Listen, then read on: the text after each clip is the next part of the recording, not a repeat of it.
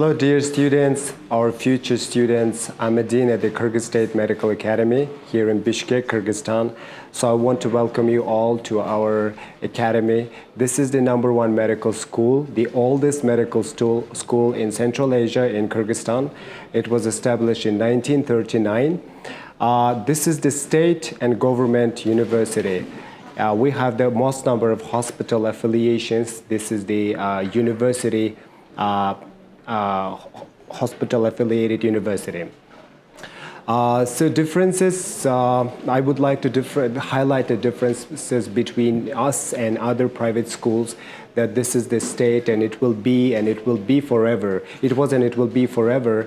And if you will come to Kyrgyz State Medical Academy, you will enjoy the friendly atmosphere. You will see most number of professors and docents at our school, and I'm myself a graduate of this school, so I would like to invite you, and you will not be disappointed, so come and join our academy.